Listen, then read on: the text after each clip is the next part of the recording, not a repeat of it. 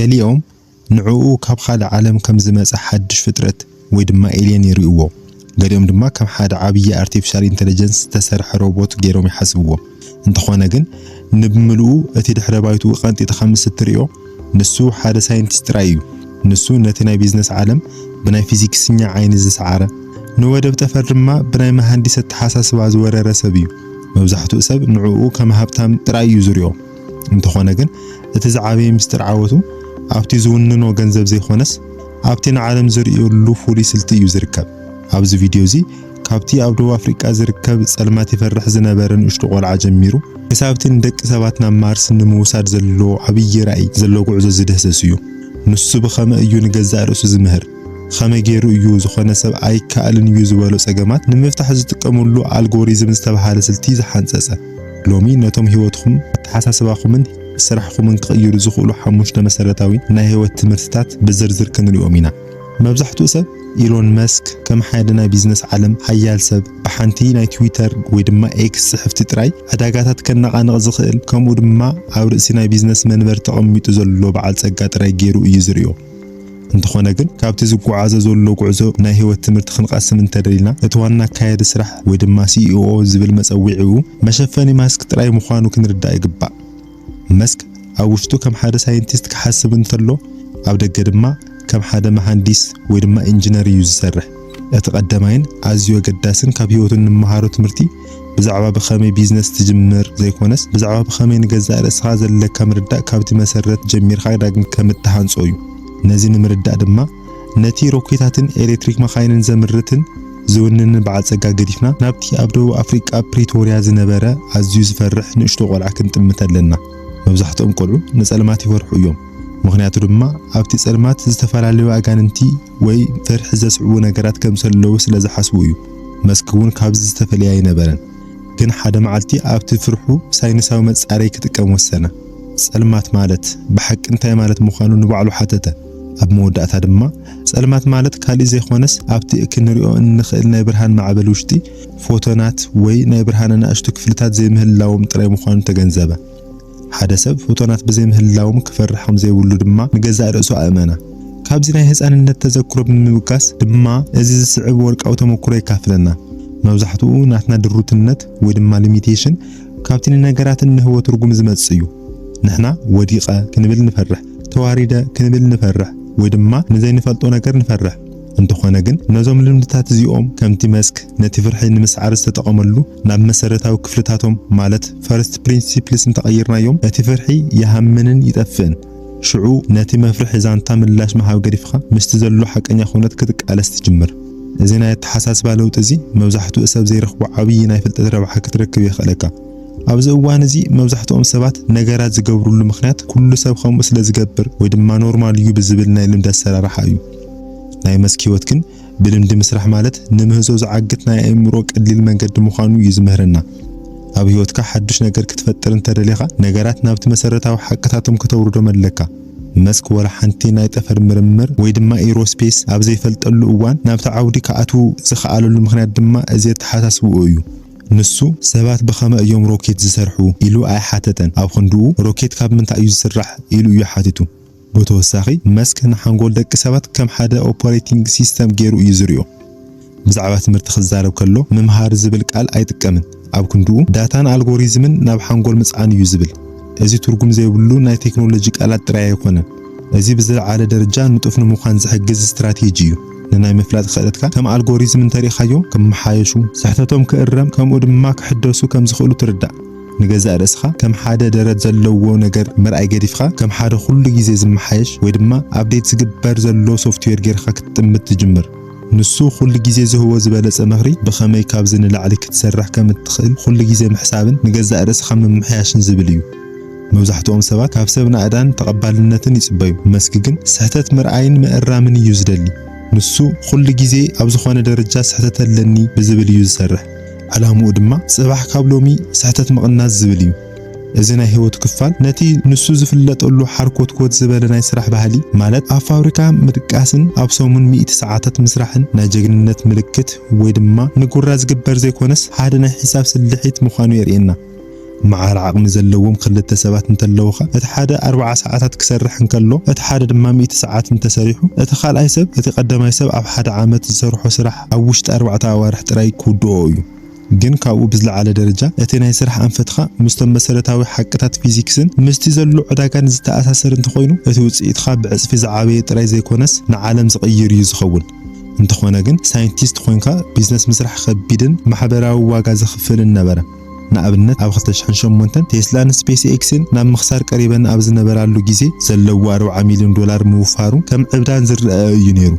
ግን ብናይ ሳይንቲስት ዓይኒ ክረአ ከሎ እዚ ሓደ ፈተነ ወይ ድማ ኤክስፔሪመንት ናይ ዓወት ዕድሉ ትሑት እንተኾነ እኳ እቲ ዓወት እንተመፅኡ ዘምፅኦ ረብሓ ግን ንታሪክ ደቂ ሰባት ዝቕይር እንተኾይኑ እቲ ፈተነ ኤክስፔክትድ ቫልዩ ኣለዎ ማለት እዩ። ዓላማኻ ንደቂ ሰባት ዝጠቅም ነገር ምድጋፍ እንተኾይኑ ናይ ውልቀ ሰብ ኪሳራ ኣብቲ ዓብይ ስእሊ ሓንቲ ንእሽቶ ክስተት ጥራይ እያ። መብዛሕትኡ ሰብ ሓድሽ ነገር ክመሃር ከሎ ሓደ መምህር ወይ ድማ ሓደ ናይ ትምህርቲ መደብ ካሪክለም ክወሃቦ እዩ ዝፅበ።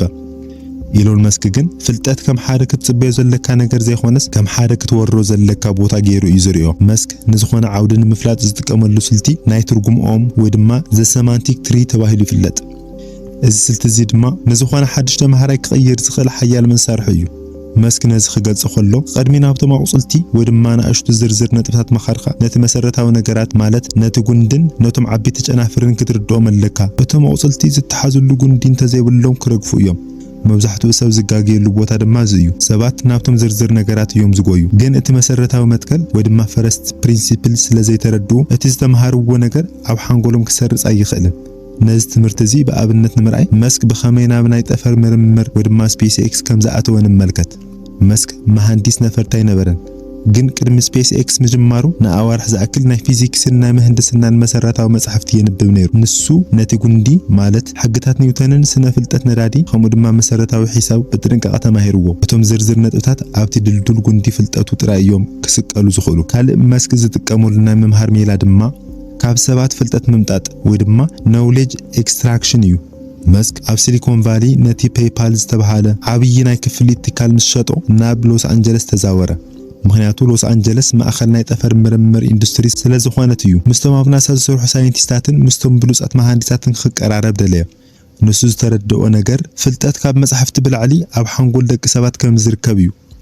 መስክ ንሰብ ክቆጽር ከሎ ሓደ ፍሉይ ኣገባብ እዩ ዝጥቀም። ነቶም ኢንጂነራት ብዛዕባ ሓደ ፍሉይ ክፍሊ ናይ ሮኬት ኣዝዩ ዝርዝራዊ ሕቶታት ይሓቶም። ሓደ ካብ ሰራሕተኛታቱ ከም ዝበሎ ኢሎን 9% እቲ ትፈልጦ ፍልጠት ክሳብ ዝመጦ ሕቶታት ይሓተካ። እዚ ማለት ንሱ ሓደ ሓድሽ ዓውድን ምፍላጥ ንሰባት ከም መምህራኑ ይጥቀመሎም ማለት እዩ።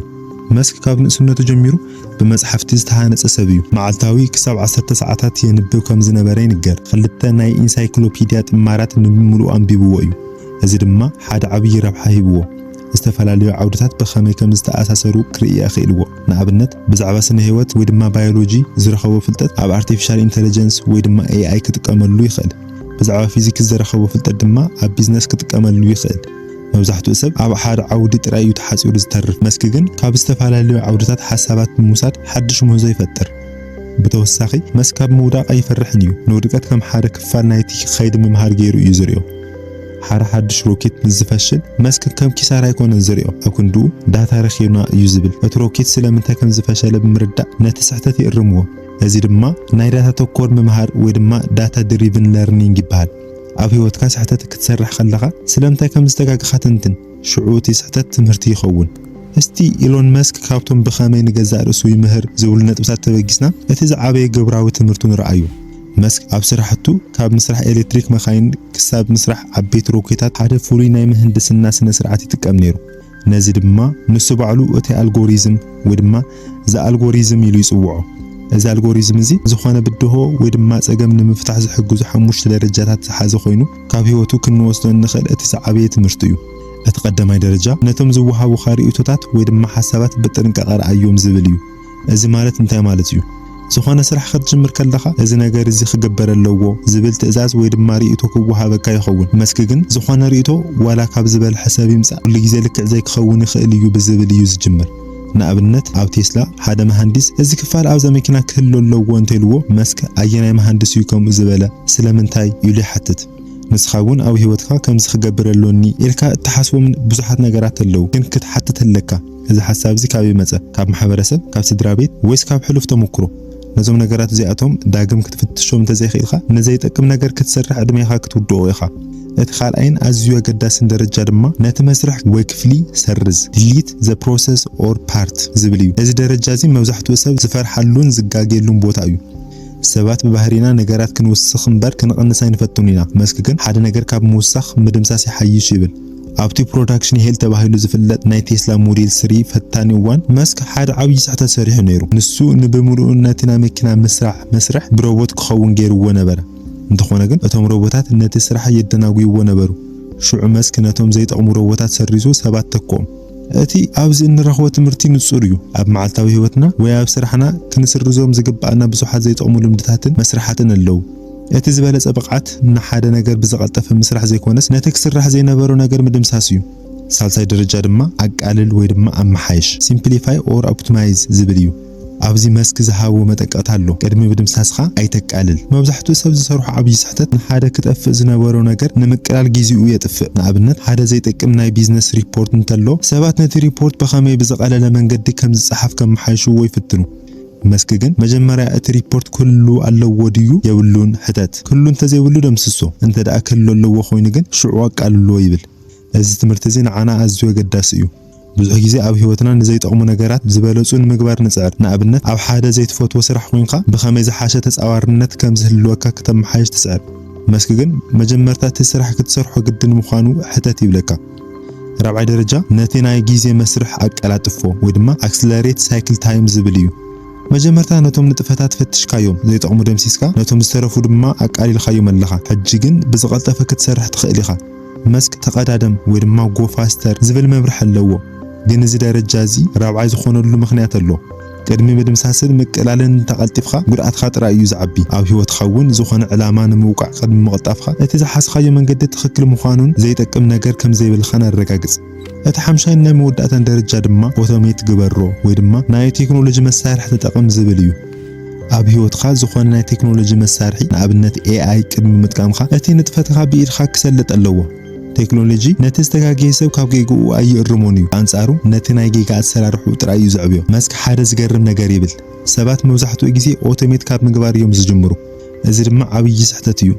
ሓደ ዘይጠቅም ነገር ኦቶሜት እንተገይርካዮ ብዝያዳ ቀልጢፍካ ስሕተት ትሰርሕ ኣለኻ ማለት እዩ እዚ ኣልጎሪዝም እዚ ብቀደም ሰዓብ ክትግበር ኣለዎ ኢሎን መስክ ንትካላቱ ከም ተራ ትካላት ንግዲ ዘይኮነስ ከም ሓደ ብሓባር ዝሰርሕ ኣካል እዩ ዝርኦም እቲ ካብ መሪሕነቱን ንዕዘቦ ዝዓበየ ትዕዝብቲ ብቕዓት ካብ ስሉጥ ርክብ እዩ ዝመጽእ ዝብል እዩ መብዛሕትኦም ትካላት ዓበይቲ ክኾኑ ከለው እቲ ናይ ትእዛዝ ሰንሰለቶም ወይ ድማ ቼን ኦፍ ኮማንድ ኣዝዩ ዝተሓላለኸ ይኸውን ሓደ ሓሳብ ካብ ሓደ ስራሕ ናብ ዋና ካይድ ስራሕ ንምብጻሕ ሰሙናት ይወስድ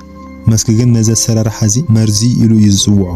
ኣብ ቴስላን ስፔስ ኤክስን ዝሰርሕ ሰብ ዝኾነ ፀገም እንተጋጢምዎ ብቐጥታ ናብ መስክ ኢሜል ክጽሕፍ ይኽእል እዩ ሓሳባት ብዝቐልጠፈ ክንቀሳቐሱ ምስ ዝጅምሩ እቲ ትካል ወይ እቲ ሰብ ብዝያዳ ንጡፍ ይኸውን መስክ ሓደ ዝኽተለው ፍሉይ ሕጊ ኣሎ ኩሉ ኣብ ናቱ ትካል ዘሎ ሰብ ኢንጂነር ክኸውን ኣለዎ እዚ ማለት ሓደ ሰራሕተኛ ኣብ ቴስላ ኣብ ክፍሊ ሕጊ ይኹን ኣብ ክፍሊ ሒሳብ ብዛዕባ እታ መኪና ብኸመይ ከም እትሰርሕ መሰረታዊ ርድኢት ክህልዎ ኣለዎ ምክንያቱ ሓደ ሰብ ብዛዕባ እቲ ዓብይ ስእሊ ርድኢት እንተዘይብሉ ዝወስኖ ውሳነታት ንብምሉእ እቲ ፍርያት ክጎድኦ ይኽእል እዩ ንኣብነት ሓደ ናይ ፋይናንስ ሰብ እዛ ባትሪ እዚኣ ክባርያ ዋጋኣ ንቐንሶ እንተይሉ ግን ብዛዕባ ናይ ኬሚስትሪ ጽልዋ እንተዘይፈሪጡ እታ መኪና ሓደገኛ ክትኸውን ትኽእል እያ ኣብ ዝኾነ ስራሕ እንተሃለኻ እቲ ስራሕኻ ምስቲ ካልእ ዓውዲ ብኸመይ ከም ዝተኣሳሰር ምፍላጥ ከም ሓደ ሞያዊ ግዴታኻ ጌርካ ምርኣይ ከም ዘድሊ ክትፈልጥ ኣለካ እቲ መስክ ንሰባት ንምቁጻር ዝጥቀመሉ ስልቱ እውን ኣብዚ መሰረት ዝገበረ እዩ